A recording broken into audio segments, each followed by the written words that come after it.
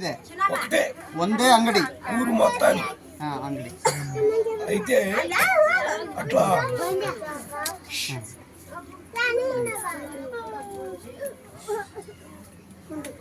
అట్లా వ్యాపారం అన్ని బాగుండే, అన్ని రకాలుగా. రోజుకి మా అమ్మ వాళ్ళు పూజ చేయిందే ఇంటి ముందు వీరమ్మ తల్లి గుడి, ఇంటి పక్కన ರಾಮುಲ ವಾರಿ ಗುಡಿ, ಅಟ್లా ಇಂಟಿ చుట్టూ ಗುಳ್ಳೆ. ಅದೇ ರೀತಿಯಾಗಿ ಬಹಳವಾಗಿ ವಿಗ್ರಹಾರಾಧನೆ ಮಾಡುವಂತ ಕುಟುಂಬ. ಮತ್ತೆ ಇವ್ರು ನೋಡಿದ್ರೆ ವ್ಯಾಪಾರದಲ್ಲೆಲ್ಲ ಚೆನ್ನಾಗಿ ನಡೀತಾ ಇತ್ತು. ಮುಂದೆ ನೋಡಿದ್ರೆ ದುರ್ಗಮ್ಮನ ಗುಡಿ ಇದೆ, ಹಿಂದ್ಗಡೆ ನೋಡಿದ್ರೆ ಒಂದು ರಾಮದೇವ ಗುಡಿ ಇದೆ,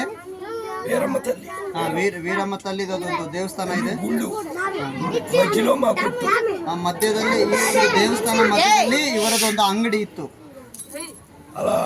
అట్లా వ్యాపారం అది బాగుండేది. ఆ ರೀತಿಯಾಗಿ ವ್ಯಾಪಾರ ಎಲ್ಲ ಚೆನ್ನಾಗಿತ್ತು. అయితే ఆದ್ರೆ నేను ఇంత వయసులో ఉండగా, ఇంత చిన్న పిల్లలప్పుడు మా నాన్నగారికి జబ్బు చేసి 2 కళ్ళు ಡಯಾಬಿಟಿಸ್ ಶುಗರ್ వచ్చి 2 ಕళ్ళు పోయినాయి. ನಾನು ಈ ತರ ವಯಸ್ಸಲ್ಲಿ ಇದ್ದಾಗ ಅವರ ಅಪ್ಪ ಅವರಿಗೆ ಒಂದು ಡಯಾಬಿಟಿಸ್ ಅಂತ ಹೇಳ್ಬಿಟ್ಟು ಒಂದು ವ್ಯಾಧಿ ಬಂದು ಅವರಿಗೆ ಕಣ್ಣು ಕಾಣಿಸದೆ ಹೋಯ್ತು.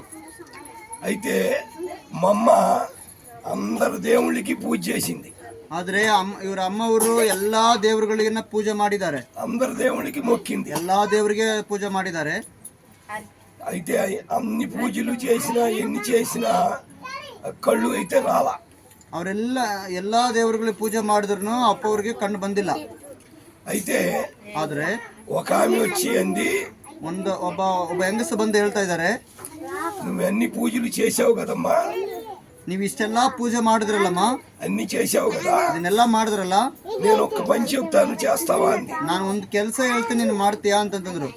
ఏంటి చెప్పమనంటే, ಏನು ಹೇಳಂತಂದ್ರೆ 40 రోజులు 40 ದಿವಸ ఒక పూట ఉపవాసం ఉండి ಒಂದು ಒಪ್ಪತ್ತು ಉಪವಾಸದಲ್ಲಿದ್ದು ప్రార్థన చేయమని చెప్పింది. ಪ್ರಾರ್ಥನೆ ಮಾಡು ಅಂತ ಹೇಳಿದ್ರು ಅವರು. అప్పుడు మా అమ్మగారు మా నాన్నగారికి చెప్పకుండా ఒప్పుకుంది. ಆದ್ರೆ ಇವ್ರ ಅಮ್ಮವರು ಅಪ್ಪ ನನಗೆ ಹೇಳ್ದಂಗೆ ಅವ್ರು ಒಪ್ಪಿಕೊಂಡಿದ್ದಾರೆ. ಸರಿ ನಾನು ಮಾಡ್ತೀನಿ ಎಂಬುದಾಗಿ ಒಪ್ಪಿಕೊಂಡಿದ್ದಾರೆ. మా నాన్న అయితే ఒప్పుకోడు. ಅಪ್ಪ ಆದ್ರೆ ಒಪ್ಕೊಂತ ಇದ್ದಿಲ್ಲ. అలా 40 రోజులు ప్రార్థన చేసినప్పుడు ಆ ರೀತಿಯಾಗಿ 40 ದಿವಸ ಉಪವಾಸ ಪ್ರಾರ್ಥನೆ ಮಾಡಿದಾದ್ಮೇಲೆ కొట్టు చూసుకుంటూ, చిల్లర కొట్టు చూసుకుంటూ, ಆ ಒಂದು ಅಂಗಡಿಯನ್ನು ನೋಡ್ಕೊಳ್ತಾ, పిల్లలను చూసుకుంటూ, ಮಕ್ಕಳನ್ನ ನೋಡ್ಕೊಳ್ತಾ, పట్టుదల కలిగి అంటే ಪಟ್ಟುದಲಗ ಓಕೆ ಓಕೆ ಓಕೆ ಒಂದು ದೃಢವಾಗಿ ನಿಂತುಕೊಂಡು ప్రార్థన చేసింది. ಪ್ರಾರ್ಥನೆ ಮಾಡ್ತಾ ಇದ್ದಾರೆ. చేసినప్పుడు కళ్ళు వచ్చినాయి 2 శుభ్రం. ಮಾಡಿದಾದ್ಮೇಲೆ ದೇವರು ಕಣ್ಣು ಕೊಟ್ಟಿದ್ದಾರೆ. కళ్ళు వచ్చినప్పుడు మా నాన్నగారు ఏం చేయాలి, ఆయన్ని నమ్ముకోవాలి. కళ్ళు ఇచ్చిన ಆದ್ರೆ ಕಣ್ಣು ಬಂದಾದ್ಮೇಲೆ ಅಪ್ಪ ಅವ್ರು ಏನ್ ಮಾಡ್ಬೇಕು, ಅವರು ಸಹ ನಂಬ್ಕೊಳ್ಳಬೇಕು ದೇವ್ರನ್ನ. మా నాన్నగారు ఒప్పుకోల. ಆದ್ರೆ ಅಪ್ಪ ಅವರು ಒಪ್ಕೊಂಡಿಲ್ಲ. మనకి 8 మంది పిల్లలు, మనకి 8 మంది పిల్లలు ఉన్నారు.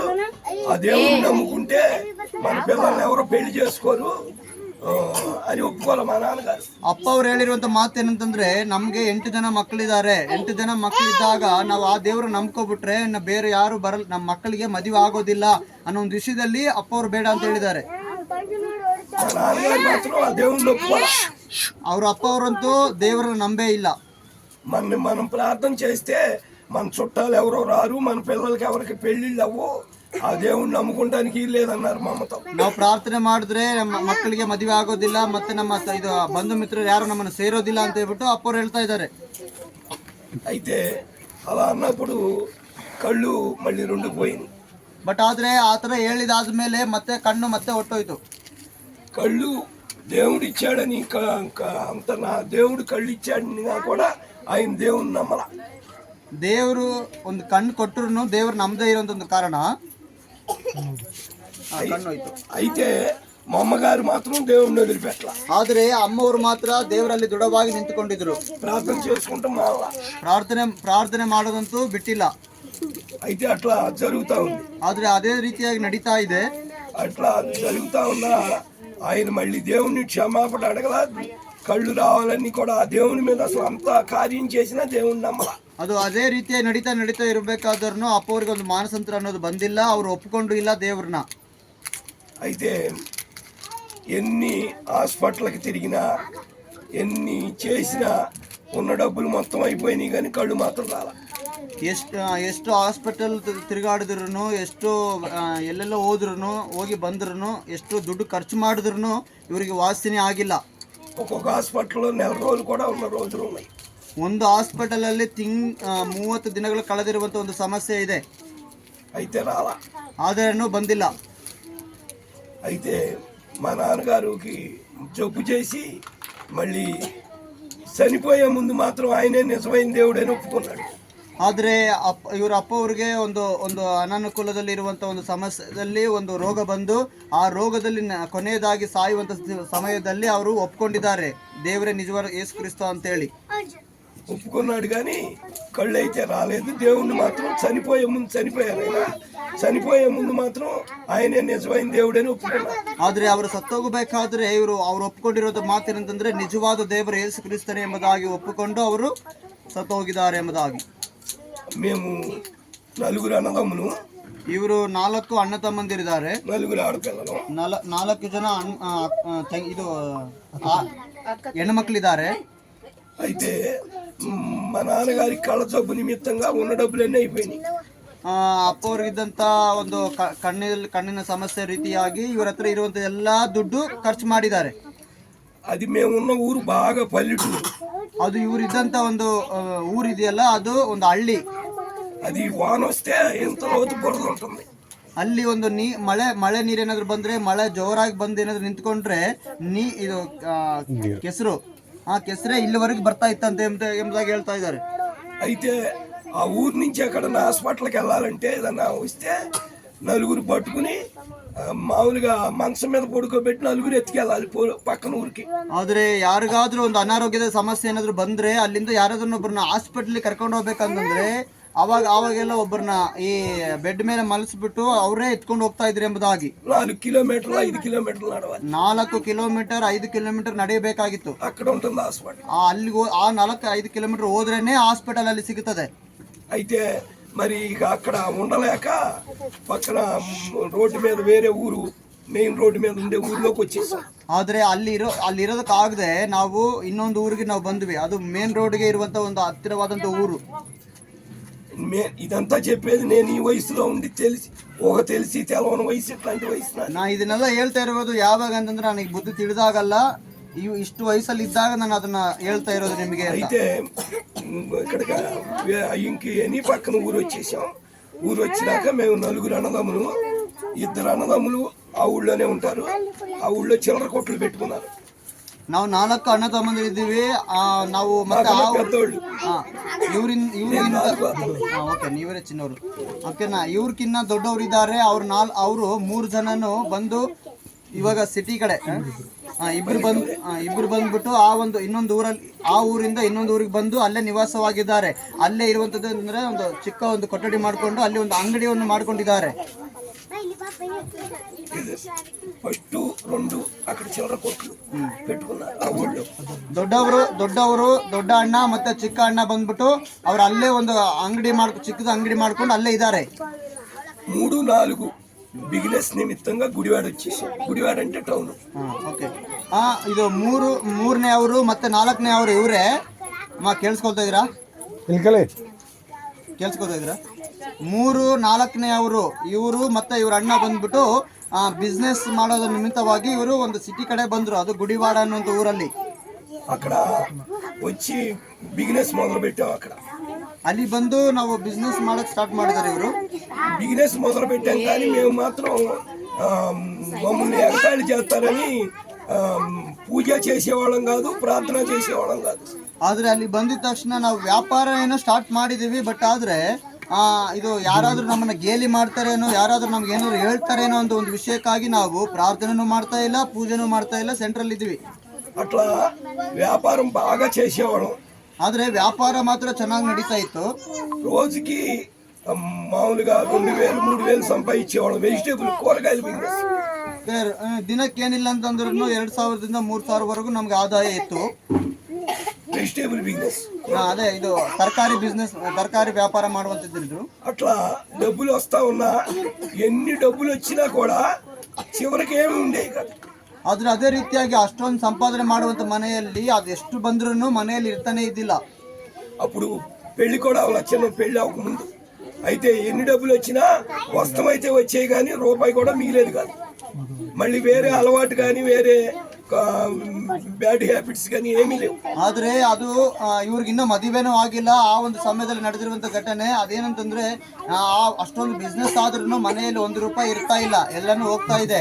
ಆದ್ರೆ ಇವ್ರಿಗೆ ಒಂದು ಹ್ಯಾಬಿಟೇ ಇಲ್ಲ, ಕೆಟ್ಟ ಹ್ಯಾಬಿಟ್ಸ್ ಯಾವುದು ಇದ್ದಿಲ್ಲ ಅಂತ.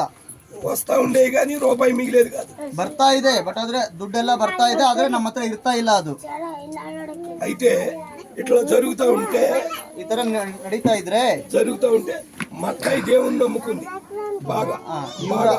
ಇವರ ಅಕ್ಕ ಇದ್ದಾರೆ, ದೊಡ್ಡ ಅಕ್ಕ ಇದಾರಲ್ಲ, ಅವರು ದೇವರು ನಂಬಿದ್ದಾರೆ. ఆమె ఎప్పటికప్పుడు మీరు మందిరానికి వెళ్ళండి అని చెప్పేది. ಅವ್ರು ಯಾವಾಗ್ಲೂ ನೀವು ಮಂದಿರಕ್ಕೆ ಹೋಗಿರಿ, ನೀವು ಯೇಸು ಕ್ರಿಸ್ತನ ಆಲಯಕ್ಕೆ ಹೋಗ್ರಿ ಅಂತ ಹೇಳ್ಬಿಟ್ಟು ಅವ್ರು ಯಾವಾಗ್ಲೂ ಹೇಳ್ತಾ ಇದ್ರು ಇವ್ರಿಗೆ. అయితే మేము వెళ్ళేవాళ్ళం కాదు. ಆದ್ರೆ ಇವ್ರು ಹೋಗ್ತಾ ಇದ್ದಿಲ್ಲ. ఎందుకంటే ఎగతాళి చేస్తారు, మీరు కౌంట్లు కదా మందిరానికి వెళ్తున్నారంటే ఎగతాళి చేస్తారని మీ ఇద్దరు అన్నదమ్ములు వెళ్ళేవాళ్ళం కాదు. ಇವ್ರು ಹೋಗ್ತಾ ಇದ್ದಿಲ್ಲ. ಯಾಕಂತಂದ್ರೆ ಯಾರಾದ್ರೂ ಬಂದು ಗೇಲಿ ಮಾಡ್ತಾರೇನೋ, ಏನಾದ್ರು ಅಂತಾರೇನೋ ಒಂದು ವಿಷಯಕ್ಕಾಗಿ ಇವ್ರು ಬಂದು ಎಷ್ಟೇ ಹೇಳಿದ್ರು ಮಂದಿರಕ್ಕೆ ಮಾತ್ರ ಹೋಗ್ತಾ ಇದ್ದಿಲ್ಲ. అయితే ఒక రోజు మక్క అయింది, పలానా సాట పెద్ద గ్రాండ్ మీటింగ్ జరుగుతుంది, అక్కడికి మాత్రం తప్పకుండా వెళ్ళమని చెప్పింది. ಆದ್ರೆ ಒಂದು ದಿವಸ ಇವ್ರ ಅಕ್ಕವ್ರು ಹೇಳಿದಂತ ಮಾತೇನಂತಂದ್ರೆ, ಒಂದು ಕಡೆ ಒಂದು ಕೂಟ ನಡೀತಾ ಇದೆ, ದೊಡ್ಡದಾಗಿ ಒಂದು ಕೂಟ ನಡೀತಾ ಇದೆ, ನೀವು ತಪ್ಪದೆ ಅಲ್ಲಿಗೆ ನೀವು ಭಾಗವಹಿಸಬೇಕು, ನೀವು ಅಲ್ಲಿಗೆ ಹೋಗ್ಬೇಕನ್ನೋ ಒಂದು ವಿಷಯಕ್ಕಾಗಿ ಅವ್ರು ಹೇಳಿದಾಗ అయితే సరేలేమని మక్కాయి మాటిని అప్పుడు ఆ మీటింగ్కి వెళ్ళాం ఇద్దరం. ಆದ್ರೆ ಇವರು ಕೇಳಿದಾದ್ಮೇಲೆ ಇವರು ಮತ್ತೆ ಇವ್ರ ಅಣ್ಣ ಅದ್ರ ಸರಿ ಹೋಗೋಣ ಅಂತ ಹೇಳ್ಬಿಟ್ಟು ಆ ಒಂದು ಮೀಟಿಂಗ್ಗೆ, ಆ ಒಂದು ಕೂಟಕ್ಕೆ ಇವ್ರು ಹೋಗಿದ್ದಾರೆ. వెళ్తే మాకేమనిపించిందంటే అయితే ఎవరేమనుకున్నా పర్వాలేదు మందిరానికి వెళ్ళాలి అని అనుకున్నాం. ಆದ್ರೆ ಆ ಒಂದು ಕೂಟಕ್ಕೆ ಹೋಗಿದಾದ್ಮೇಲೆ ಇವ್ರಿಗೆ ಅನ್ಸಿದ್ದೇನಂತಂದ್ರೆ, ಇವರ ಒಳಗಡೆ ಏನಂತಂದ್ರೆ, ಯಾರು ಏನು ಅಂದ್ರೂ ಪರವಾಗಿಲ್ಲ, ಯಾರು ಏನು ಅಂದ್ಕೊಂಡ್ರು ಪರವಾಗಿಲ್ಲ, ನಾವು ದೇವರ ಆಲಯಕ್ಕೆ ಹೋಗ್ತೀವಿ ಎಂಬುದಾಗಿ. అప్పుడు ఎప్పుడైతే మేము మందిరానికి వెళ్తాం మొదలు పెట్టామో అయితే ముందు కొన్నాళ్ళు మాత్రం బైబిల్ తీసుకెళ్లే వాళ్ళం కాదు. ఎందుకంటే దొంగచాటుగా వెనకాల కూర్చుని కాసేపు సైలెంట్గా వచ్చి ఎవరిని చూడకుండా. ಆದ್ರೆ ನಾವು ಅಲ್ಲಿಂದ ಹೋಗ್ಬೇಕಾದ್ರೆ ನಾವು ಯಾವತ್ತೂ ಬೈಬಲ್ ತಗೊಂಡು ಹೋಗ್ತಾ ಇದ್ದಿಲ್ಲ. ನಾವು ಕದ್ದು ಮುಚ್ಚಿ ನಾವು ಆಲಯಕ್ಕೆ ಹೋಗೋದು, ಕದ್ದು ಮುಚ್ಚಿ ಆಲಯಕ್ಕೆ ಮತ್ತೆ ಅಲ್ಲಿಂದ ಬರೋದು, ಆ ತರ ಮಾಡ್ತಾ ಇದ್ದೇವೆ. అట్లా వచ్చినాక కొన్నాళ్ళు వెళ్ళాక మేము దేవుని యొక్క గొప్పతనం తెలుసుకుని బైబిల్ తీసుకుని మా అయ్యగారి చర్చికి వెళ్తాం మొదలు పెట్టాం. ಆದರೆ ಕೆಲವು ದಿನಗಳಾದ ಮೇಲೆ ಅದು ದೇವರಲ್ಲಿರುವಂಥ ಮಹತ್ವವೇನಂತ ತಿಳಿದುಕೊಂಡಾದ ಮೇಲೆ ಇವರು ಹಂಗೆ ನಿಧಾನವಾಗಿ ಹೋಗ್ತಾ ಇರಬೇಕಾದ್ರೆ ಬೈಬಲ್ ತಗೊಂಡು ಹೋಗಕ್ಕೆ ಸ್ಟಾರ್ಟ್ ಮಾಡಿದ್ರು. అట్లా ఎప్పుడైతే మేము మందిరానికి వెళ్తాం మొదలు పెట్టామో దేవుని యొక్క గొప్పతనం తెలుసుకున్నాం. ఇక ధైర్యంగా బైబిల్ తీసుకుని ఎవరన్నా అడిగినా కూడా సమాధానం చెప్పగలిగి దేవుని మందిరానికి ఎప్పుడైతే వెళ్తున్నామో దేవుడు మమ్మల్ని ಕ್ರಮೇಣ ಆಶೀರ್ವದಿಸ್ತಾ ಮೊದಲು ಬಿಟ್ಟಾడు. ಆ ರೀತಿಯಾಗಿ ನಾವು ಒಂದು ಸಾರಿ ದೇವರ ಆಲಯಕ್ಕೆ ಹೋಗ್ಬೇಕಾದ್ರೆ ನಾವು ಬರ್ತಾ ಹಂಗೆ ಹೋಗ್ತಾ ನಾವು ಒಂದು ಬೈಬಲ್ ಅನ್ನೋದು ಒಂದು ತಗೊಂಡು ಹೋಗಿ ನಾವು ಸ್ಟಾರ್ಟ್ ಮಾಡಿದ್ವಿ. ಇವ್ರು ಸ್ಟಾರ್ಟ್ ಮಾಡಿದ್ರಂತೆ. ಯಾಕಂತಂದ್ರೆ ನಾವು ಅದರಲ್ಲಿ ಸ್ವಲ್ಪ ಆದ್ರೂ ತಿಳಿದುಕೊಂಡು ಅದರಲ್ಲಿರುವಂಥ ಮಹತ್ವವೇನು ಅಂತ ಹೇಳ್ಬಿಟ್ಟು ಯೇಸು ಕ್ರಿಸ್ತನ ಬಗ್ಗೆ ತಿಳಿದುಕೊಂಡು ಆದ್ಮೇಲೆ ಅವ್ರಿಗೆ ಯಾರಾದ್ರೂ ಕೇಳಿದ್ರೆ ಅವ್ರಿಗೆ ಸಮಾಧಾನದಿಂದ ಉತ್ತರ ಕೊಡುವಂಥ ರೀತಿಯಲ್ಲಿ ಇವರು ತಿಳಿದುಕೊಂಡು ಆದ್ಮೇಲೆನೆ ಇವರು ದೇವರ ವಾಕ್ಯವನ್ನು ಹಿಡಿದುಕೊಂಡು ಹೋಗಲಿಕ್ಕೆ ಸ್ಟಾರ್ಟ್ ಮಾಡಿದ್ರು. అట్లా దేవుడి మందిరానికి ఎప్పుడైతే వెళ్తాం మొదలు పెట్టామో దేవుడు మమ్మల్ని ఆశీర్వదిస్తూ మొదలు పెట్టాడు. ಆ ರೀತಿಯಾಗಿ ಯಾವಾಗ ಇವರು ದೇವರ ಆಲಯಕ್ಕೆ ಹೋಗ್ತಾ ಇದ್ರು ಆವಾಗ ದೇವರು ಇವ್ರನ್ನ ಆಶೀರ್ವಾದ ಮಾಡಲಿಕ್ಕೆ ಸ್ಟಾರ್ಟ್ ಆಯ್ತು. మేము గుడివాడ వచ్చేటప్పుడు ఒంటి బట్టల మీదే వచ్చాం, ₹1 కూడా తీసుకోవాలి. ಇವರು ಆ ಒಂದು ಪಟ್ಟಣಕ್ಕೆ ಬರಬೇಕಾದ್ರೆ ಇವ್ರಿಗೆ ಇದ್ದಂತ ಏನು ಆಸ್ತಿ ಏನಂತಂದ್ರೆ, ಇವ್ರಿಗೆ ಇದ್ದದ್ದೇನಂತಂದ್ರೆ ಬರೀ ಒಂದು ಬಟ್ಟೆ ಮಾತ್ರ, ಮೈ ಮೇಲೆ ಇರುವಂತ ಒಂದು ಬಟ್ಟೆ ತಗೊಂಡು ಬಂದ್ರು ಅಷ್ಟೇ. ಅವ್ರಿಗೆ ರೆಂಟ್ ಹೌಸ್ తీసుకుని ಬಿಸಿನೆಸ್ ಸ್ಟಾರ್ಟ್ చేసి ಅಲ್ಲಿ ಒಂದು ಬಾಡಿಗೆ ಮನೆಯಲ್ಲಿ ಇದ್ದುಕೊಂಡು ಇವರು ಒಂದು ವ್ಯಾಪಾರವನ್ನು ಪ್ರಾರಂಭ ಮಾಡಿದ್ರು. అయితే అట్లా ఎప్పుడైతే దేవుని మందిరానికి వస్తాం మొదలు పెట్టామో దేవుడు మాకు క్రమేణా దేవుడు ఆశీర్వదిస్తూ వచ్చాడు అన్నమాట. ಯಾವಾಗ ನಾವು ಇವರು ದೇವರ ಆಲಯಕ್ಕೆ ಹೋಗ್ತಾ ಇದ್ರು. ಆವಾಗ ದೇವರು ಅವರ ಕ್ರಮವಾಗಿ ಇವರನ್ನ ಆಶೀರ್ವಾದ ಮಾಡ್ತಾನೆ ಬಂದ್ರು. దేవుడు మాకు అప్పుడు ఎన్ని సంవత్సరాలు మేము పెళ్ళి అవ్వక ముందు వ్యాపారం చేసినా ఒక్క రూపాయి కూడా మిగల్లా మాకు ಮಂದಿರಾనికి వెళ్ళకుండా. ಅಷ್ಟು ವರ್ಷಗಳಲ್ಲಿ ವ್ಯಾಪಾರ ಮಾಡ್ತಾ ಇದ್ದೇವೆ, ಆದ್ರೆ ಕೈಯಲ್ಲಿ ದುಡ್ಡು ಇರ್ತಾ ಇಲ್ಲ, ಎಲ್ಲಾನು ಹಂಗೆ ಹೋಗ್ತಾ ಇತ್ತು, ಬಂದಿದ್ದ ದುಡ್ಡು ಹಂಗೆ ಹೋಗ್ತಾ ಇತ್ತು. అయితే ఇప్పుడు దేవుడు మమ్మల్ని ఆశీర్వదించిన తర్వాత దేవుడు మాకు మంచి గృహం కట్టుకోవడానికి ఇచ్చాడు. ಆದ್ರೆ ದೇವರ ಹಂಗೆ ಆಶೀರ್ವಾದ ಮಾಡಿದಾದ್ಮೇಲೆ ಅಲ್ಲೇ ಒಂದು ಮನೆಯನ್ನು ಕಟ್ಟೋದಕ್ಕೆ ದೇವರ ಆಶೀರ್ವಾದ ಕೊಟ್ಟರು. మ్యారేజ్ కూడా మా అక్కయ్య గారు అమ్మాయినే చేసుకున్నా. ಇವ್ರ ಮದುವೆನು ಇವರ ಅಕ್ಕವರ ಮಗಳನ್ನೇ ಇವರು ಮದುವೆ ಮಾಡಿರೋದು. మా అక్కయ్య కూడా బాగా ప్రార్థన చేస్తుంది. ಇವರ ಅಕ್ಕವರು ಸಹ ಅವರು ಒಳ್ಳೆ ಪ್ರಾರ್ಥನೆ ಮಾಡುವಂತವರೇ ಆಗಿದ್ದಾರೆ. మా అక్కయ్య గారి అమ్మాయి కూడా బాగా ప్రార్థన. ಅಕ್ಕವರ ಮಗಳು ಸಹ ಒಳ್ಳೆ ಪ್ರಾರ್ಥನೆಯಲ್ಲಿ ಇರುವಂತ ಮಗಳಾಗಿದ್ದಾಳೆ. నాకు 1992లో మ్యారేజ్ అయింది. 1992ರಲ್ಲಿ ಇವರು ಮದುವೆ ಆಗಿದ್ದು. దేవుని మందిరానికి అట్లా వెళ్తాం మొదలెట్టినప్పుడు దేవుడు మాకు ఇప్పుడు కావలసిన సమస్తాన్ని దేవుడిచ్చాడు. ದೇವರ ಆಲಯಕ್ಕೆ ಹೋಗ್ತಾ ಇರಬೇಕಾದ್ರೆ ಇವರಿಗೆ ಬರಬೇಕಂತ ಪ್ರತಿಯೊಂದು ಆಶೀರ್ವಾದವನ್ನು ದೇವರು ಎಲ್ಲವನ್ನೂ ಇವರಿಗೆ ಪರಿಪೂರ್ಣವಾಗಿ ದಯಪಾಲಿಸಿದ್ದಾನೆ. దేవునికి ఎప్పుడైతే మమ్మల్ని ఆశీర్వదిస్తూ మొదలు పెట్టాడో మేము కూడా గొప్ప చెప్తాం కాదు, కానీ మేము అనేక మందికి సహాయం చేస్తానికి దేవుడు మాకు ఇచ్చాడు. ದೇವರು ಯಾವಾಗ ಇವ್ರನ್ನ ಆಶೀರ್ವಾದ ಮಾಡಕ್ಕೆ ಪ್ರಾರಂಭವಾಯಿತು, ಅದಾದ ಮೇಲೆ ಇವರು ಸಹ ಬೇರೆಯವರಿಗೆ ಆಶೀರ್ವಾದ ಮಾಡಲಿಕ್ಕೆ ಇವರು ಹೊರಟರು. ఎక్కడన్నా మందిరం కట్టుకుంటుంటే మేము ₹1,00,000 2 లక్షలు అట్లా దేవుని మందిరాలకి ఇస్తానికి దేవుడు మమ్మల్ని ఆశీర్వదించాడు. దేవునికి ఎప్పుడైతే మేము ఇస్తాం మొదలు పెట్టామో దేవుడు మమ్మల్ని మాకు ఇచ్చిన దానికంటే ఎక్కువ రెట్టింపు దేవుడు ಆಶೀರ್ವದಿಸಿದ್ದಾನೆ. ಅದೇ ರೀತಿಯಾಗಿ ಯಾರಾದರೂ ದೇವರ ಆಲಯವನ್ನು ಕಟ್ತಾ ಇದ್ದಾರೆ ಎಂಬುದಾಗಿ ತಿಳಿದುಕೊಳ್ಳುವಾಗ ಅವರಿಗೆ ಅದಕ್ಕೆ ಎಷ್ಟು ಸಹಾಯ ಆಗ್ತದೋ ಅದರಲ್ಲಿ ಸಹ ಸ್ವಲ್ಪ ನಾವು ಭಾಗಿ ಆಗ್ತಾ ಇದ್ದೇವೆ. ಆ ದೇವರಿಗೆ ಕೊಡುವಂತ ರೀತಿಯಲ್ಲಿ ನಾವು ಕೊಡುವಾಗ ದೇವರು ಸಹ ನಮಗೆ ಕೊಡ್ತಾ ಇದ್ರು. ఎవరికైనా లేని వాళ్ళకైనా ఎవరికైనా మా స్తోమతను బట్టి మేము ఇస్తానికి మాకు దేవుడు సహాయం చేస్తున్నాడు. ಆದರೆ ಯಾರಿಗೆ ಇಲ್ಲದೆ ಇರುವಂತ ಸಮಯದಲ್ಲಿ ಯಾರಿದಾರೋ, ಯಾರಿಗೆ ಇರೋದಿಲ್ವೋ ಅವ್ರು ನಮ್ಗೆ ಗೊತ್ತಾದ್ರೆ ನಾವು ಅವರಿಗೆ ಸಹಾಯ ಮಾಡೋದಕ್ಕೆ ದೇವರು ನಮಗೆ ಬಲವನ್ನು ಕೊಟ್ಟಿದ್ದಾರೆ. అయితే నాకు ఒక ఆడపిల్ల, ಇವರಿಗೆ ಒಬ್ಬ ಹೆಣ್ಮಗಳಿದ್ದಾಳೆ. అయితే ఆ పిల్ల పుట్టిన కాడి నుంచి కూడా ఒంటి మీద ఏమీ పెట్టకూడదు అనుకున్నాం మేమే. ಆದರೆ ಅವರು ಹುಟ್ಟಿದ್ದನಿಂದ ಮೈ ಮೇಲೆ ಯಾವ ಒಂದು ಇದೂ ಇಲ್ಲ, ಅಂದ್ರೆ ಆರ್ನಮೆಂಟ್ಸ್ ಇದೆಯಲ್ಲ, పూలు కూడా ಅದೇ ಈ ಸರ ಮತ್ತೆ ಚಿನ್ನ ಬೆಳ್ಳಿ ಬಂಗಾರ ಅನ್ನೋದನ್ನ ಯಾವುದು ಇವರು ಹಾಕಿಲ್ಲ. ವಿತೌಟ್ ಮತ್ತೆ ಇದು ಹೂ ಇಕ್ತಾರೆ ನೋಡಿ, ಅವರನ್ನು ಮಗಳಿಗೆ ಹಾಕಿಲ್ಲ. మా ఇంట్లో టీవీ కూడా లేదు, 35 సంవత్సరాలు టీవీ కూడా లేదు. 35 ವರ್ಷದಿಂದ ಒಂದು ದಿವಸನೂ ಮನೇಲಿ ಟಿವಿ ಇಲ್ಲ. మా చుట్టాల వాళ్ళందరూ అంటారు కనీసం టీవీ అన్నా పెట్టుకోవచ్చు. ಆದ್ರೆ ನಮ್ಮ ಬಂಧು ಮಿತ್ರರೆಲ್ಲ ಹೇಳಿದ್ರು ಟಿವಿ ಮನೆಯಲ್ಲಿ ಒಂದು ಟಿವಿ ಇಟ್ಕೋ ನೀನು ಅಂತ. అయితే మా అమ్మాయి ఏ రోజున కూడా టీవీ కావాలని కానీ అది కావాలి ఇది కావాలని కానీ చిన్నప్పుడు ఎంత పిల్లప్పటి నుంచి ఇప్పుడు దాకా కూడా ఏది అడిగేది. ಆದ್ರೆ ಮಗಳು ಒಂದು ದಿವಸನೂ ಕೇಳಿಲ್ಲ ನನಗೆ ಟಿವಿ ಇಲ್ಲಂದ್ರೆ ಅದು ಕೊಡು ಇದು ಕೊಡು ಅಂತ ಹೇಳ್ಬಿಟ್ಟು ಯಾವತ್ತೂ ಒಂದು ದಿನನೂ ಬಲವಂತ ಮಾಡಿಲ್ಲ. అస్సలు అడిగేది కాదు. ಆದ್ರೆ ಏನು ಕೇಳೂ ಇಲ್ಲ. అయితే అలా మా అమ్మాయికి బీటెక్ చదువుకుంది. ಆ ಮಗಳು ಇಂಜಿನಿಯರಿಂಗ್ ಓದಿದ್ದಾಳೆ. అయితే ఇక మ్యారేజ్ చేద్దామని మ్యారేజ్కి చూస్తున్నాం. ಆದ್ರೆ ಮದುವೆ ಮಾಡ್ಬೇಕು ಅನ್ನೋ ಒಂದು ವಿಷಯದಲ್ಲಿ ಮದುವೆ ಗಂಡನ ಹುಡುಕ್ತಾ ಇದ್ದಾರೆ. మ్యారేజ్కి అట్లా చూసినప్పుడు మంచి సంబంధాలు వచ్చినాయి, కోటీశ్వరులు వచ్చారు. ಅದೇ ರೀತಿಯಾಗಿ ಮದುವೆ ಮಾಡ್ಬೇಕನ್ನೋ ಒಂದು ಸಂದರ್ಭದಲ್ಲಿ ನೋಡ್ತಾ ಇರಬೇಕಾದ್ರೆ ಎಷ್ಟೋ ಕೋಟ್ಯಾಧಿಪತಿಗಳು ಬಂದಿದ್ದಾರೆ.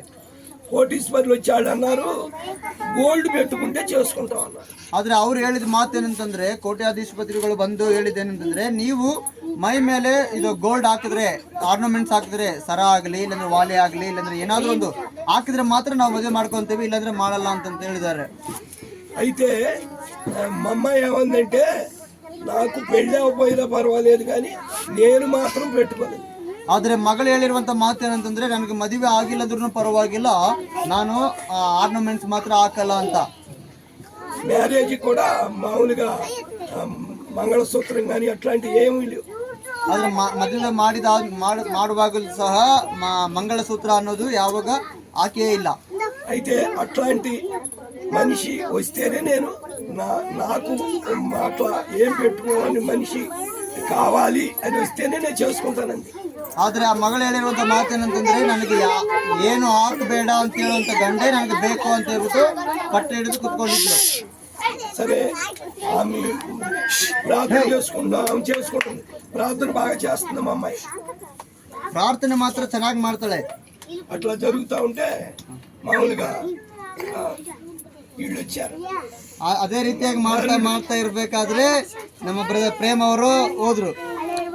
అయితే చెప్పాము, వాళ్ళు దానికి ఇష్టమయ్యా. ಅವ್ರಿಗಿದ್ದಂತ ಒಂದು ಆಸೆ ಏನಂತ ಇವ್ರಿಗೆ ಹೇಳಿದಾಗ ಬ್ರದರ್ ಅವರು ಓಕೆ ಸರಿ ಒಪ್ಕೊಂಡಿದ್ದಾರೆ. మ్యారేజ్ కూడా మ్యారేజ్ దగ్గర పూలు కానీ ఏమి అక్షంతలు కానీ ఏమి లేవు. పాస్టర్ గారు బైబిల్ మార్చి ప్రమాణం చేయించారు. ಮದುವೆ ಆಗ್ಬೇಕಾದ ಸಂದರ್ಭದಲ್ಲೂ ಸಹ ಯಾವುದೇ ಆಡಂಬರ ಇಲ್ಲ, ಯಾವುದೇ ಇದಿಲ್ಲ. ಆದ್ರೆ ನಾರ್ಮಲ್ ಆಗಿ ಯಾವ ರೀತಿಯಾಗಿ ಮದುವೆ ಆಗ್ಬೇಕೋ ಅದೇ ರೀತಿಯಲ್ಲಿ ಅವರು ಮದುವೆ ಮಾಡಿಕೊಟ್ಟಿದ್ದಾರೆ. దేవుడు మమ్మల్ని అన్ని రకాలుగా మాకు తినటానికి ఉండటానికి ఏమీ లోటు లేదు. వాళ్ళ మామూలుగా కూర్చుని తిన్నా కూడా మా లైఫ్ వెళ్ళిపోతుంది. ಈ ದಿನ ದೇವರು ನಮಗೆ ಯಾವುದೇ ಒಂದು ಕೀಳಾಗಿ ನೋಡದಂತೆ ನಮ್ಮನ್ನ ದೇವರು ಒಂದು ಸ್ಥಾನದಲ್ಲಿ ಇಕ್ಕಿ ಬೇರೆಯವರಿಗೆ ಸಹಾಯ ಮಾಡಲಿಕ್ಕೆ ದೇವರು ಆಶೀರ್ವಾದ ಮಾಡಿದ್ದಾರೆ. అయితే మందిరానికి మాత్రం 52 ఆదివారాలు ఒక ఆదివారం కూడా మానకుండా వెళ్తాం. ಮಂದಿರಕ್ಕೆ ಹೋಗಬೇಕಾದ್ರೆ ಒಂದು ಭಾನುವಾರನು ಮಿಸ್ ಮಾಡದಂತೆ ತಪ್ಪದಂತೆ ನಾವು ಭಾನುವಾರ ಆರಾಧನೆಯಲ್ಲಿ ನಾವು ಪಾಲ್ಗೊಳ್ತಾ ಇದ್ದೇವೆ. నేను వెళ్ళే చర్చిలో నేను వెళ్తాం మొదలు పెట్టాను చర్చికి. అదే చర్చికి వాళ్ళకి 80, ఇదొక 20, అదొక 20, ఇదొక 24, ఇదొక 16, 35 సంవత్సరాల నుంచి ఒకటే చర్చికి వెళ్తాం. 35 ವರ್ಷಗಳಿಂದ ಒಂದೇ ಸಭೆಗೆ ಹೋಗ್ತಾ ಇದ್ದಾರೆ. ఇప్పుడు నా వయసు 60 దాటిపోయింది. ಇವರ ವಯಸ್ಸು 60 ದಾಟಿ ಹೋಯಿತು. అయితే దేవుని మందిరంలో మామూలుగా అక్కడ మీటింగ్స్కి మొత్తం లెక్కలు మొత్తం నేనే రాస్తా. ಇದು ಸಭೆಯಲ್ಲಿ ಚರ್ಚಲ್ಲಿ ಹೋಗಿ ಇವರು మీటింగ్స్ అయి జరిగినప్పుడు అంత మొత్తం లెక్కలు కూడా 35 సంవత్సరాల నుంచి నేనే. 35 ವರ್ಷಗಳಿಂದ ಮೀಟಿಂಗ್ಸ್ ಯಾವ್ದಾದ್ರು ನಡೆದ್ರೆ, ಕೂಟಗಳು ಯಾವ್ದಾದ್ರು ನಡೆದ್ರೆ, ಮೀಟಿಂಗ್ ಅಲ್ಲಿ ಏನೇ ಇದ್ರು ಅವರ ಲೆಕ್ಕ ಆ ಒಂದು ಲೆಕ್ಕವೆಲ್ಲ ಇವರೇ ನೋಡ್ತಾ ಇದ್ದಾರೆ ಇವಾಗ. అట్లా దేవుడు మమ్మల్ని అన్ని రకాలుగా ఆశీర్వదించాడు. ಆ ರೀತಿಯಾಗಿ ದೇವರು ಎಲ್ಲಾ ತರದಲ್ಲಿ ದೇವರು ನಮ್ಮನ್ನು ಆಶೀರ್ವಾದ ಮಾಡಿದ್ದಾರೆ. దేవుడు అనేక మందికి పెడతానికి మాకు సహాయం చేశాడు. కానీ మేము ఎవరి దగ్గరికి వెళ్ళి మేము ఒక్కరోజు కూడా చేయి చాపే వాళ్ళగా చేయలేము. ದೇವರು ಈ ದಿನ ನಮ್ಮನ್ನು ಬೇರೆಯವರಿಗೆ ಸ್ವಲ್ಪ ಸಹಾಯ ಮಾಡುವಂತ ರೀತಿಯಲ್ಲಿ ಇಕ್ಕಿದರೆ ಹೊರತಾಗಿ ಬೇರೆಯವರ ಹತ್ರ ಹೋಗಿ ಬೇಡುವಂತ ರೀತಿಯಲ್ಲಿ ನಮ್ಮನ್ನ ದೇವರ ಇದುವರೆಗಾಗಿ ನಡೆಸ್ಕೊಂಡಿಲ್ಲ. ఒక రోజు కూడా మేము వెళ్ళి ఎవరి దగ్గర చేయి చాపಲ. ಇದುವರೆಗಾಗಿ ದೇವರು ಹಿಡಿದುಕೊಂಡಿರುವಂತ ದಿನದಿಂದ ಇದುವರೆಗಾಗೂ ಯಾರ ಹತ್ರ ನಾವು ಹೋಗಿ ಕೈ ಚಾಚಿಲ್ಲ. అట్లా దేవుడు మాకు దేవుడు సహాయం చేస్తూ వస్తున్నాడు. దేవునిలో జీవిస్తున్నాం. మరణం వరకు కూడా దేవుని గురించి జీవించాలని మా కోరిక. ಆ ರೀತಿಯಾಗಿ ಯೇಸು ಕ್ರಿಸ್ತನಲ್ಲಿ ನಾವು ನಡೀತಾ ಇದ್ದೇವೆ. ಅದೇ ರೀತಿಯಾಗಿ ನಮ್ಮ ಒಂದು ಮರಣದವರೆಗೂ ದೇವರನ್ನ ಹಿಡಿದುಕೊಂಡು ನಡೆಯಬೇಕೆಂಬುದಾಗಿ ಒಂದು ಆಸೆ ಇದೆ. అట్లా నడిపిస్తున్నాడు దేవుడు మమ్మల్ని. ಆ ರೀತಿಯಾಗಿ ದೇವರು ನಡೆಸ್ತಾ ಇದ್ದಾರೆ. మాకు ఇప్పుడు మా అమ్మాయికి ఒక పాప పుట్టింది. ಇವರ ಒಂದು ಮಗಳಿಗೆ ಒಂದು ಹೆಣ್ಮಗಳು ಹುಟ್ಟಿದೆ. ಅವ್ರಿಗೆ 5 ತಿಂಗಳು 5 నెలల పాప, 5 ತಿಂಗಳು ಹುಡುಗಿ. ఇవాళ చర్చిలో ఇక్కడ అన్నప్రసన్న చేశారు. చర్చిలో ಈ ಒಂದು ದಿನದಲ್ಲಿ ಚರ್ಚಲ್ಲಿ ಬಂದ್ಬಿಟ್ಟು ಅನ್ನಪ್ರಸಂಗ ಊಟದ ಒಂದು ಕೂಟ ಇಟ್ಕೊಂಡಿದ್ರು. ఆ పుట్టిన బిడ్డను కూడా వాళ్ళు మా అమ్మాయి అల్లుడు దేవుని సేవ చేయాలని సమర్పించారు. ಹುಟ್ಟಿರುವಂತ ಮಗಳನ್ನು ಸಹ ಮಗಳು ಮತ್ತೆ ಅಳಿಯ ಬಂದ್ಬಿಟ್ಟು ದೇವರ ಸೇವೆಯಲ್ಲಿ ಉಪಯೋಗವಾಗಬೇಕಂತ ಹೇಳ್ಬಿಟ್ಟು ದೇವರಿಗೆ ಸಮರ್ಪಿಸಿದ್ದಾರೆ. అయితే దేవుణ్ణి నమ్ముకుంటంలో మనకి 2 రకాలైన లాభాలు ఉన్నాయి. ದೇವರು ನಂಬೋದ್ರಿಂದ ಎರಡು ವಿಧವಾದ ಒಂದು ಇದಿದೆ, ಲಾಭ ಇದೆ. ఒకటి, దేవుణ్ణి నమ్ముకున్నందువల్ల మన ఈ లోకంలో మనకు కావాల్సిన లోటు ఏమీ ఉండదు. దేవుడు మనల్ని ఒకళ్ళకి పెట్టేవాళ్ళుగా చేస్తాడు, కానీ ఒకళ్ళ దగ్గరికి వెళ్ళి ಅಡುಕುನೇವಾಳಿಗೆ ಮಾತ್ರ చేయడు. ಅದೇನಂತಂದ್ರೆ ದೇವರನ್ನ ನಂಬಿದ ಆದ್ಮೇಲೆ ಯೇಸು ಕ್ರಿಸ್ತನ ಜೊತೆಯಲ್ಲಿ ನಡೆಯಬೇಕಾದ್ರೆ ದೇವರು ನಮ್ಮನ್ನ ಇನ್ನೊಬ್ಬರಿಗೆ ಕೊಡುವಂತ ರೀತಿಯಲ್ಲಿ ಇರ್ತಾನೆ ಹೊರತಾಗಿ ಇನ್ನೊಬ್ಬರ ಹತ್ರ ಹೋಗಿ ಬೇಡುವಂತ ರೀತಿಯಲ್ಲಿ ನಮ್ಮ ದೇವರನ್ನು ನಡೆಸುವಂತ ದೇವರಲ್ಲ. అయితే ఇంకోటి ఏంటంటే ಇನ್ನೊಂದೇನಂತಂದ್ರೆ మనం ఇక్కడ ఈ లోకంలో ఎవరైనా సరే ప్రధానమంత్రి అయినా మనమైనా ఎవరైనా ఒక రోజు చనిపోవాల్సిందే, అది ఖాయమే కదా, అది అందరికీ తెలిసిందే. ಆದ್ರೆ ಒಂದು ದಿನ ನಾವು ಏನಾಗ್ತೀವಿ ಅಂದ್ರೆ ನಮ್ಮಿಂದ ಹಿಡಿದು ಪ್ರಧಾನ ಮಂತ್ರಿವರೆಗೂ ಒಂದು ದಿವಸ ಎಲ್ಲರೂ ಸಾಯಲೇಬೇಕು. ಆದ್ರೆ ಆ ಒಂದು ಸ್ಥಳದಲ್ಲಿ ಆ ಒಂದು ಸಾಯುವಂತ ಸ್ಥಿತಿಯಲ್ಲಿ ಇದ್ದಾಗ ఎవరైనా ఈ లోకాన్ని విడిచేవాల్సిందే ఒక రోజు. ಯಾರೇ ಆಗ್ಲಿ ಈ ಲೋಕವನ್ನು ಬಿಟ್ಟು ಒಂದು ದಿವಸ ಹೋಗ್ಲೇಬೇಕು. ఇవన్నీ వదిలిపెట్టి వెళ్ళిపోవాలి. ಇದೆಲ್ಲವನ್ನು ಬಿಟ್ಟು ಹೋಗ್ಬೇಕು. అయితే దేవుల్లో మనం గనక జీవించినట్లయితే, ದೇವರಲ್ಲಿ ನಾವು ಜೀವಿಸುವುದಾದ್ರೆ చనిపోయినాక ಸತ್ತು ಹೋದಾದ ಮೇಲೆ దేవుని రాజ్యానికి ದೇವರ ರಾಜ್ಯಕ್ಕೆ హక్కుదారులు అవుతాం. ಹಕ್ಕುದಾರರಾಗಿ ಇರ್ತೇವೆ. మనం భక్తి చేసేది దాని గురించి చెయ్యాలి. ನಾವು ದೇವರ ನಂಬಿಕೊಂಡ್ರೆ ಅದಕ್ಕೋಸ್ಕರ ನಾವು ಯೇಸು ಕ್ರಿಸ್ತನ ನಂಬಿಕೊಳ್ಳಬೇಕು. ఇక్కడ మా బతికితే 60-70 సంవత్సరాలు మనిషి. ಮಹಾ ಅಂತಂದ್ರೆ ಇಲ್ಲಿ ಬದುಕಿದ್ರೆ ಎಷ್ಟಂದ್ರೆ 60ರಿಂದ 70 ವಯಸ್ಸುವರೆಗೂ ನಾವು ಇಲ್ಲಿ ಬದುಕ್ತೇವೆ. అది కూడా నికరమే ఉంది, అది కూడా నికరమేం కాదు కదా. అది ಕೂಡ ಹಂಗೆ ಇರೋದಲ್ಲ. ಅದು నాకు ఇప్పుడు 62 సంవత్సరాలు దాటిని. దేవుడు ఎంత ఆయుష్ ఇస్తాడో ఎవరికి తెలుసు. ఆయుష్ అనేది ఆయన చేతుల్లో ఉంటుంది, ఎవరికి తెలియదు. ಆಯುಷ್ ಅನ್ನೋದು ದೇವರು ಕೊಡುವಂತ ಆಯುಷ್ ಅನ್ನೋದು ನಮ್ಮ ಮಧ್ಯದಲ್ಲಿ ಇಲ್ಲ ಇರುವಂತದಲ್ಲ, ಅದು ದೇವರು ಕೊಡುವಂತ ಆಯುಷ್ ಆಗಿದೆ. అందుకని ఈ బతికినంత కాలం ఆ దేవుల్లో బ్రతికినట్లయితే, ಅದಕ್ಕೋಸ್ಕರ ನಾವು ಬದುಕಿದಂತ ದಿನಗಳೆಲ್ಲ ಯೇಸು ಕ್ರಿಸ್ತನಿಗೋಸ್ಕರ ನಾವು ಬದುಕಿರುವುದಾದರೆ ఆ యొక్క దేవుని రాజ్యంలో కొన్ని యుగాలు ఆకలి కానీ దప్పులు కానీ ఇట్లాంటివి ఏమీ ఉండవు. ಆದ್ರೆ ನಾವು ಆ ರೀತಿಯಾಗಿ ಯೇಸು ಕ್ರಿಸ್ತನಿಗೆ ನಾವು ಬಾಧ್ಯರಾಗಿ ನಾವು ಬದುಕೋದಾದ್ರೆ ಆ ಒಂದು ಲೋಕದಲ್ಲಿ ಆ ಒಂದು ಸ್ಥಳದಲ್ಲಿ ನಮಗೆ ಕೆಲವು ಕಾಲವೆಲ್ಲ ಅಲ್ಲಿ ಸಾವೇ ಇರೋದಿಲ್ಲ ಎಂಬುದಾಗಿ ದೇವರ ವಾಕ್ಯ ಹೇಳ್ತದೆ. అట్లా ఆ రాజ్యం గురించి మేము భక్తి చేసే కారణం అది. ಆ ಒಂದು ರಾಜ್ಯಕ್ಕೋಸ್ಕರ ಮಾತ್ರನೇ ನಾವು ಈ ಲೋಕದಲ್ಲಿ ನಾವು ದೇವರನ್ನು ನಂಬಿಕೊಂಡಿದ್ದೇವೆ. మాకు మ్యారేజ్ అయినప్పుడు మీ మ్యారేజ్కి ఎవరూ రాము, మేము మీరు క్రిస్టియన్ మ్యారేజ్ చేసుకుంటున్నారు కాబట్టి మా చుట్టాలు బంధువులు అన్నారు, మీరు ఎట్లా చేసుకుంటారో చేసుకోండి, ఎవరూ రావన్నారు. ಆದ್ರೆ ಇವ್ರ ಮದುವೆ ಆಗ್ಬೇಕಾದ್ರೆ ಬಂಧು ಮಿತ್ರರೆಲ್ಲ ಹೇಳಿದ ಮಾತು ಅಂತಂದ್ರೆ, ನೀವು ಕ್ರಿಶ್ಚಿಯನ್ ಮ್ಯಾರೇಜ್ ಮಾಡ್ಕೊತಾ ಇದ್ದೀರಾ, ನೀವು ಕ್ರಿಶ್ಚಿಯನ್ ಅಲ್ಲಿ ನೀವು ಮದುವೆ ಮಾಡ್ಕೊಳ್ತಾ ಇದ್ದೀರಾ, ನಾವು ನಿಮ್ಮ ಮದುವೆಗೆ ಯಾರು ಬರೋದಿಲ್ಲ, ನೀವು ಆದ್ರೆ ನೀವು ಯಾವ ರೀತಿಯಾಗಿ ಮಾಡ್ತೀರಾ ಮಾಡ್ಕೊಳ್ಳಿ ಅಂತ ಹೇಳ್ಬಿಟ್ಟು ಬಂಧು ಮಿತ್ರರೆಲ್ಲ ಹೇಳಿದ್ರು. అయితే మ్యారేజ్ ఎప్పుడైందంటే ఫుల్ కరోనాలో అయింది మదువే. అదే కాదు, మా మ్యారేజ్ కూడా మా మ్యారేజ్ కూడా బంధువులు ఎవరో రానన్నారు. ఓ సరే, ఓకే. ఇವ್ರ మదుವೆగను ಯಾರು ಬರಲ್ಲ ಅಂತಂದ್ರು రానన్నారు. అయితే మీరు రాపోయినా పర్వాలేదు, వచ్చినా పర్వాలేదు, మాకు దేవుడు ఉన్నాడని మా యొక్క ఇది ప్రకారం మేము పిలిచాం. ಇವ್ರು ಹೇಳಿದ್ರು, ನೀವು ಬಂದಿಲ್ಲ ಅಂದ್ರೂ ಪರವಾಗಿಲ್ಲ, ಬಂದ್ರೂ ಪರವಾಗಿಲ್ಲ, ನಾವು